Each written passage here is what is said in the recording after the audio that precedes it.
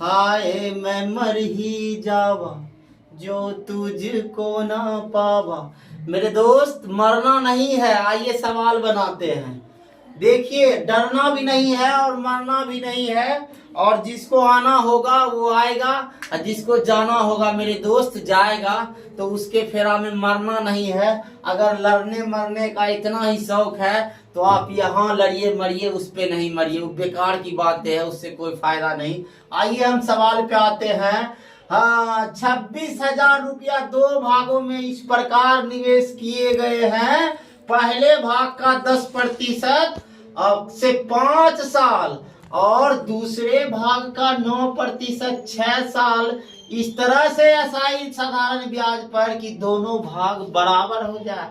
मतलब 26,000 को हम इस ऐसे पैसा लगाए हैं कि अगर हम 9% देते हैं और 6 साल रखते हैं और 10% देते हैं और 5 साल रखते हैं तो दोनों का ब्याज बराबर है। भाई ब्याज बराबर है तो ब्याज बराबर कर दो। भाई पहला भाग हमने कहा ए का जो ब्याज होगा मेरे दोस्त 10% की दर से 5 साल में कितना ब्याज होगा? तो आप कहिएगा 50% होगा। सर कितना होगा? 50%। ए को हमने पहला भाग माना है। और हम आपको बोले कि 9% की दर से 6 वर्ष में कितना ब्याज होगा? तो आप कहिएगा सर 54% होगा। इसको हमने बी माना है, ये 54 का बी है। मेरे दोस्त बाद में क्या कहा है कि दोनों भाग बराबर हैं। आप भी इसको बराबर कर दो। भाई बराबर कर दिया, कटाइए। ये कितना हो जाएगा? 25। ये कितना हो जाएगा मेरे दोस्त? ये कितना हो जाएगा? 27 हो जाएगा। क्या हो जाएगा? 27 होगा। इसका मतलब ए का मान जो है वो कितना है? 27 है। और बी का मान कितना है मेरे भाई? 25 है। हमें दोनों का भाग ही तो पूछा है। भाई दोनों मिला करके कितना दिया हुआ है? आप कहिएगा सर 26,000। कितना दिया हुआ है? 26,000। इसका मतलब अगर इन दोनों को हम जोड़े और इसके बराबर रखे तो हमारा आंसर नहीं आने लगेगा। सोचिए 7 5 कितना? 12, 2 2 4 1 5, 52। यानी 52 का वैल्यू कितना के बराबर है मेरे दोस्त? 26,000 के बराबर। कितने के बराबर? 26,000। तो एक का कितना होगा? 13 चौक 52 और 13 दूना कितना? 26। आप इसको कटाइए, 4 पंचे 20। यानी एक डिजिट का वैल्यू आ गया है 500। हमें पूछ रहा है कि दोनों का भाग बताइए। भाई पहले का भाग कितना है मेरे भाई? 27। तो 27 को आप 5 से गुना कीजिएगा तो 7 पचे 35।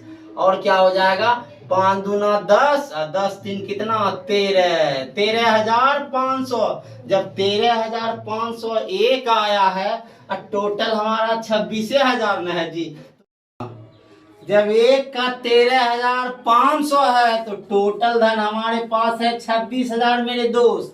तो दूसरे का भाग कितना होगा? 12,500। क्या आप इस चीज को समझ पाए? हाँ, तो आ जाइए देख लो मेरे भाई।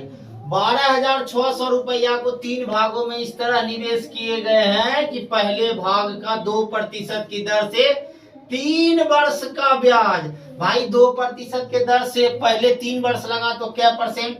तो हम ये कह देंगे कि भाई जो 6 ए है वो 6 ए हो गया, मतलब 6% लगा। आगे पढ़िए। दूसरे भाग का 3% की दर से 4 वर्ष में। भाई 3% 1 वर्ष में तो 4 वर्ष में कितना? 12।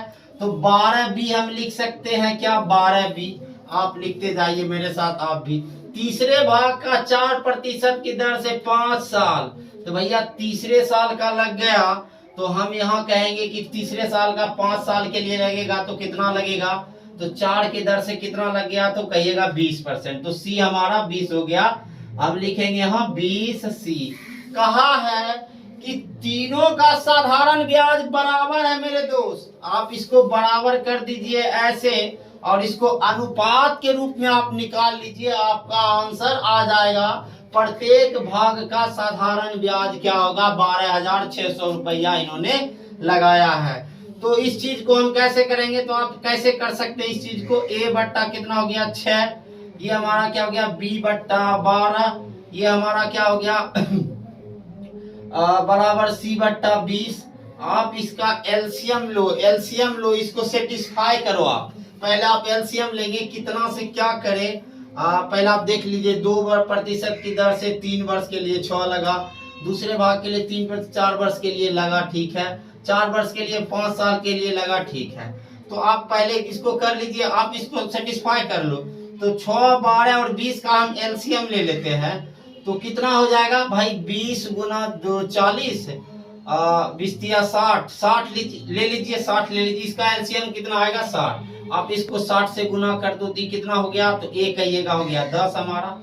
बी कितना हो गया, इसको 60 से गुना करो तो 12 5 60, 5 हो गया ये हमारा। इसको आप 60 से गुना कीजिएगा तो ये हमारा कितना हो जाएगा, 3 हो जाएगा। हमें पूछा है कि भाई आप प्रत्येक का साधारण ब्याज बताइए। भाई पहला का कितना होगा 10, दूसरा का 5, तीसरा का 3। भाई टोटल कितना दिया हुआ है 12,600। तो यहाँ देखिए टोटल 10 5 15, 15 3 18, यानी 18 का वैल्यू कितना दिया हुआ है 12,600। तो हमें किसका वैल्यू चाहिए, हमें 10 का चाहिए। तो 1 का वैल्यू कितना, तो 12,600 बट्टा कितना हो जाएगा मेरे दोस्त 18। आप इसको कटाइए, 18 सत्ते 26 से 8 44 से 18 सत्ते 26 से 7 00, यानी 1 डिजिट का वैल्यू आ गया हमारे पास 700। तो पहला का कितना है 10, तो हमारा आंसर हो गया 7,000। दूसरे पे आइए 7 5 35, तो हमारा आंसर हो गया कितना 3500। तीसरे पे आइए 7 21, तो हमारा आंसर हो गया 2100। क्या आप इस चीज को समझ पाएंगे? बहुत ही आसान था, बस बोर्ड में लिखने के कारण इतना लंबा चौड़ा हो जाता है। फिलहाल ये सवाल बढ़िया था। आइए करते हैं नेक्स्ट।